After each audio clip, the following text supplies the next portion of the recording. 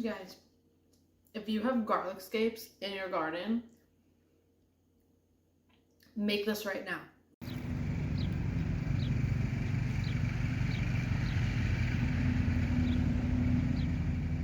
What's up, guys? It is like 9:45 at night, and tomorrow I'm gonna make some garlic scape and cheddar sourdough. So tonight I need to prep my starter, which I have had in the refrigerator for like, it's been over a week. But yeah, I keep my starter in the fridge and then I take out what I need. And then I usually feed my starter in the fridge. I feed it like every 2 weeks or so. So I'm gonna take out 50 grams of my starter. This one is the one that I made. I made this all by myself. Nobody gave it to me. She's a whole wheat starter, and her name is Maxine. And I think this is going to be the first loaf of bread that I make with her, so it's going to be fun. Like I said, just doing 50 grams of starter, and then I'm going to put her back in the fridge. Right. I'm going to do 50 grams of flour.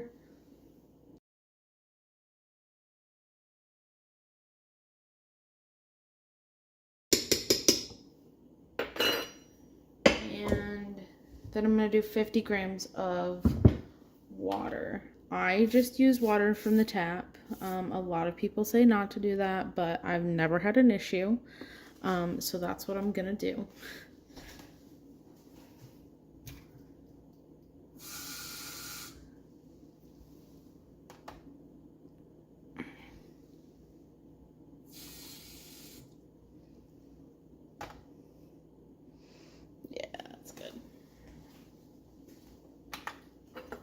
And then I just mix it up, and then I will leave it out overnight, and then in the morning we will start mixing up our sourdough and getting it ready.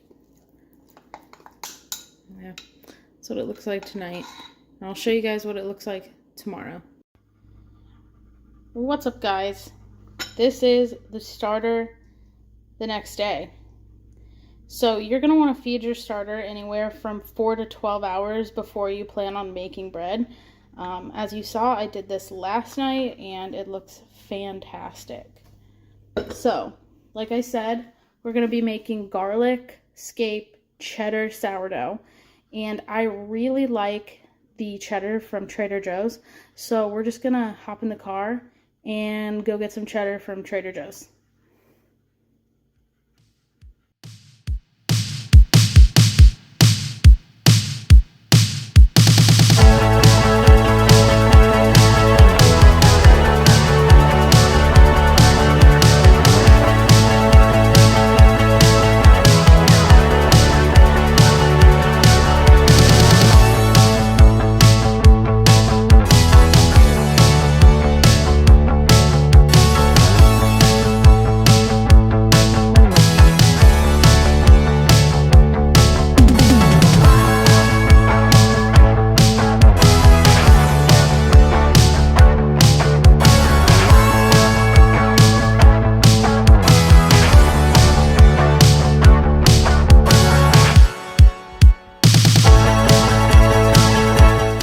Okay, so the first thing we're going to do is we are going to combine our flour and our water, and then we're going to let it sit for 30 minutes. And I like to do things by weight. I know that there's a lot of people that like to just do measurements of cups, but I do not like doing that. It's just not how my brain functions when it comes to sourdough. So we're going to do 250 grams of regular all-purpose flour. And the recipe that I'm showing you will make 1 loaf. A lot of recipes online make 2 loaves, but it's just the 2 of us. We do not need 2 loaves of bread. So, like I said, 250 grams of just regular all-purpose flour. now I'm going to do 125 grams of bread flour. And if you don't have bread flour, you can just replace the 125 grams of bread flour with more all-purpose flour.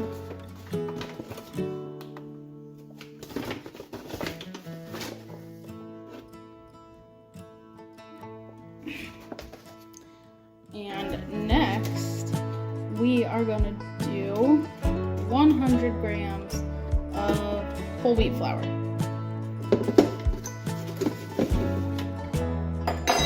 Okay. Now, we're going to do 325 grams of water.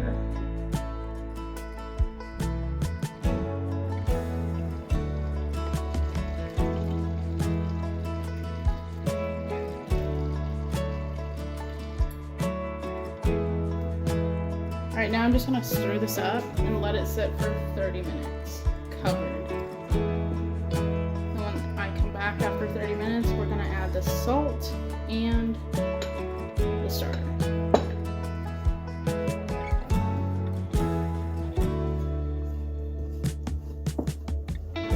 And after you mix it, it's going to be pretty shaggy. It's not going to look like a super well mixed dough. Alright, that looks pretty good. 30 minutes. Alright, so it's been about 30 minutes, and this is what it looks like after 30 minutes.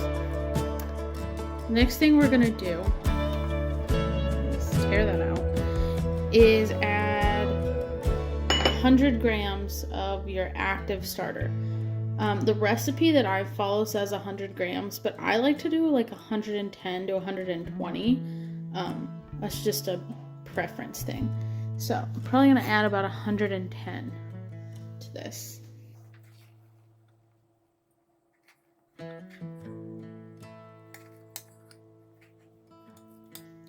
just going to go ahead and add everything that I have.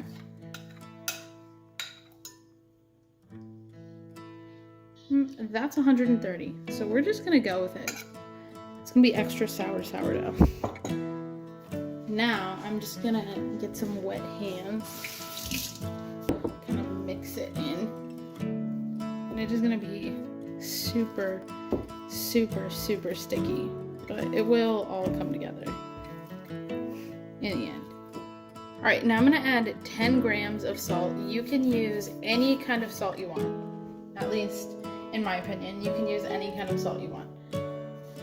So, 10 grams. I'm just gonna sprinkle it all over the top. Okay. I'm gonna take out the scale. And now I'm just gonna mix it in. I'm gonna do this for approximately 3 to 5 minutes so everything gets really good and incorporated. And after 5 minutes of just kind of mixing and kneading, I'm gonna cover the bowl with a cloth or a damp rag for 30 minutes, and I'm gonna let this rest. Alright, it has been 30 minutes. Let this rest. What I'm gonna do is wet my hands, and I'm gonna do a stretch and fold. Now, the stretch and fold is what strengthens the dough. So I'm gonna do this on each side of the dough, and then I'm gonna let it rest for 15 minutes, and I'm gonna do another stretch and fold, and then I'm gonna let it rest and do another stretch and fold. So we're gonna do 3 stretch and folds, each 15 minutes apart, and then I'm gonna do 3 more stretch and folds, each 30 minutes apart. Look at the sky. It looks like it could actually rain, but it's probably not gonna rain because it hasn't rained in weeks. Anyway, let's have a little chat with the garden in the background. All right. I hope that this video hasn't been too boring, or that I haven't shown enough of how to do sourdough, or that my steps actually make sense. But I'm just trying to remind myself that I'm still learning. This is so awkward for me to just like stand here, me, myself, and I, and like talk to this camera and try to explain everything that I'm doing. So yeah, I'm still learning. Let's hope that my sourdough video turns out decent. And hopefully maybe one of you guys is inspired to try sourdough. It's not hard, I promise. I was intimidated by sourdough for so long, just like watching videos on YouTube about it, reading articles about it, and it seemed so complicated. Like you had to feed your starter every day. And once I learned that that's not the case, I was like, okay, well I can give this a try. And then like even making bread, like even making sourdough, I was like, this could be intimidating. But then I started and it's not. And the thing is that I just want to like remind myself and maybe remind you guys is like, yeah, I started this YouTube thing and I'm still learning and I'm awkward as heck and who knows how long it's going to take for me to get better. But that's the same thing as with gardening or with making sourdough. You know, your first try, your second try, your third try still could turn out like junk, you know, but you just got to keep going. You got to keep trying because you never know what your next attempt is going to be like. I think I follow a sourdough subreddit and someone showed like a perfect loaf of sourdough and they're like, I finally got it right after 15 tries, and they showed like each of their 15 tries and I was like, wow, you stuck with it. So there goes my neighbor, literally not talking out here to my phone. But yeah, I'm gonna keep trying. I'm gonna keep learning. I'm gonna keep getting better at this whole video making thing. At least I hope that I'm gonna get better at it. And hopefully you guys learn the same thing. That you have a hobby or a skill or something that you want to try but haven't because you're a little bit intimidated. Just try it. If you fail, that's okay. Try again. And so yeah, that's the moral of this little clip out here with the garden and the ominous looking sky that's not going to produce any rain. So anyway, let's finish making the sourdough and hopefully I become way more comfortable talking to this camera.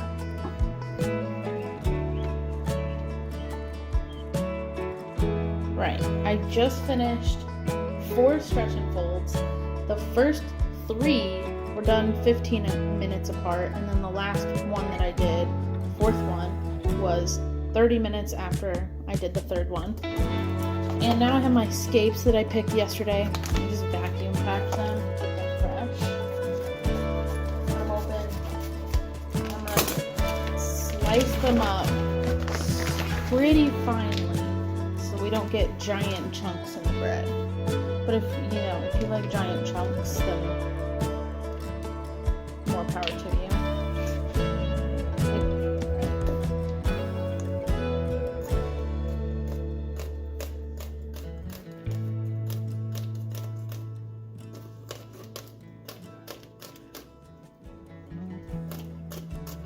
Once I get done chopping these up, I'm gonna add them to my dough before I do the 5th stretch and fold, and I'm gonna stretch and fold these guys in to incorporate them pretty well. I was almost done chopping these up and it just occurred to me that people might not even know what a garlic scape tastes like, and the best way that I can describe it is like onion and garlic had a baby. That to me is almost exactly what it tastes like. Alright, I have my scapes here. I think I'm just gonna add about half for right now. I might save the other half and dehydrate them. They are pretty strong. My entire house smells like oniony, garlicky, scapey goodness. But yeah, they're pretty strong. So if you would like an exact measurement, maybe like a 1/4 cup of scapes. And this is my 5th stretch and fold. I'm just gonna kind of work the scapes into the dough. And then I'm gonna add the cheddar at the end, and I'll obviously show you. I just finished the last fold and stretch, and this is what it looks like. We're gonna leave it covered until it's doubled. This is called the bulk ferment. Depending on your kitchen temperature, the hydration of the bread,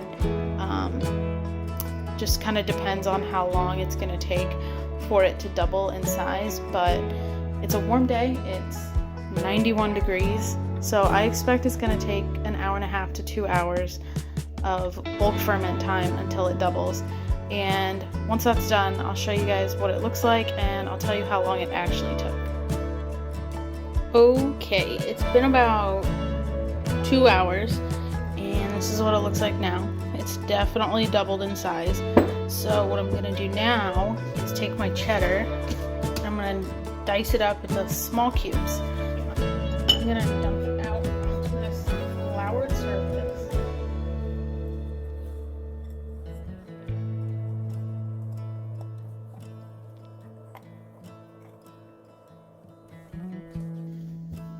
And I'm going to kind of stretch it into a rectangle, kind of like you do with cinnamon rolls. And I did not use the entire block of cheddar. I used about half, 3/4 to half, and I'm just gonna sprinkle it in.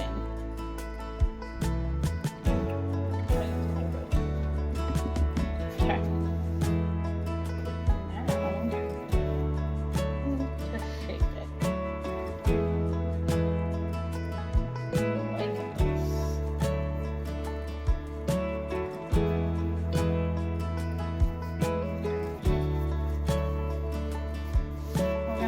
Push and pull.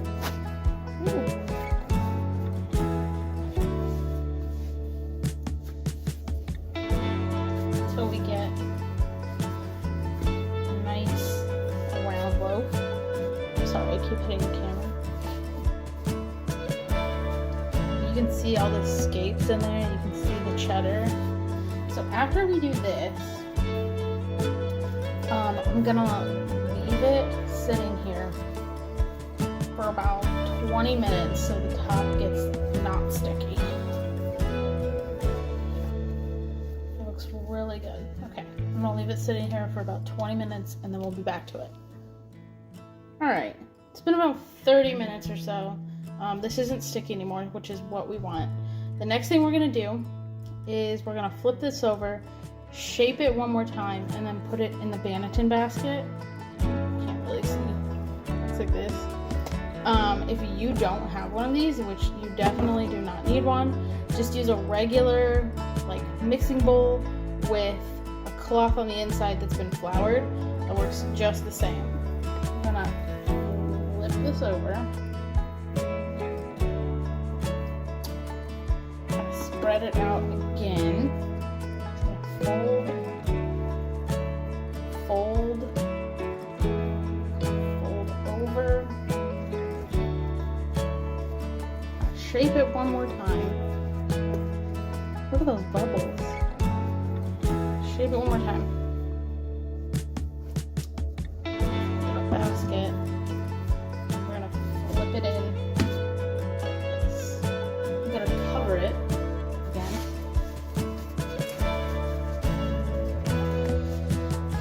And here's where we get really fancy. Got a Menards bag because we are super fancy. I'm gonna put it inside the Menards bag or whatever bag you have, and we're gonna tie it up. Not super tight or anything, but just enough. And then we are going to lift you up, bring you over here, put you in the fridge. We're gonna leave it in the fridge overnight, anywhere between 14 to 18 hours, and then we're gonna take it out in the morning and we're gonna bake it.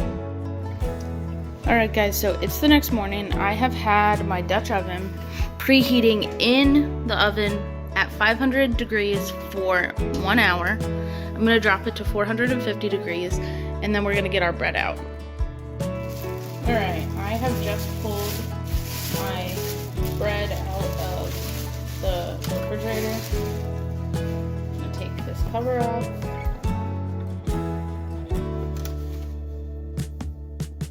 And now, this is what it looks like. I'm gonna flip it onto parchment paper.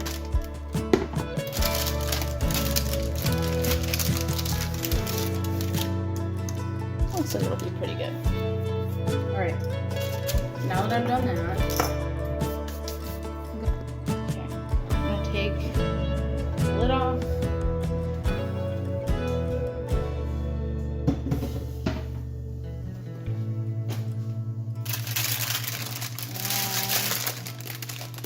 Put my bread in.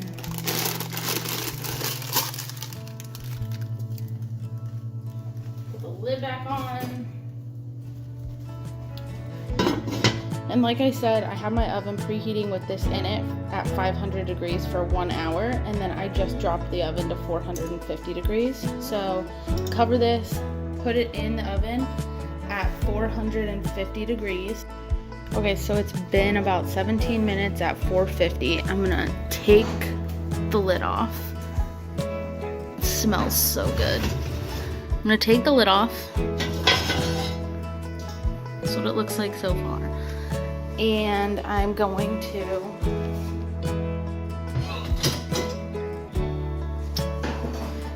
drop the oven temperature to 425 and cook it for another, oh my gosh, that noise. Ugh. And I'm gonna cook it for another 15 to 17 minutes. I do not like my bread super dark. That's a preference thing. So some people will cook it for another 20, even 30 minutes. But I'm gonna go with 15 or 16 and we'll see.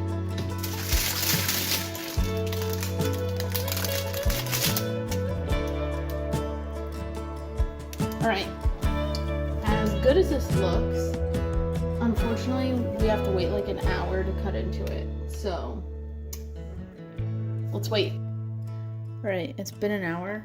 So I'm gonna cut into this. Well, I've already started. Let's see how good it looks.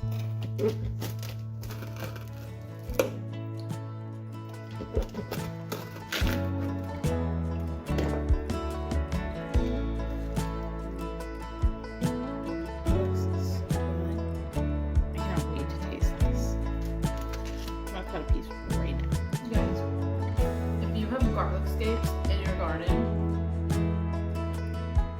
make this right now. It is so good. Like probably the best sourdough I've ever made. Like, it has so much flavor, like the oniony, garlicky, cheesy goodness. This is just like unbelievably good. Trust me.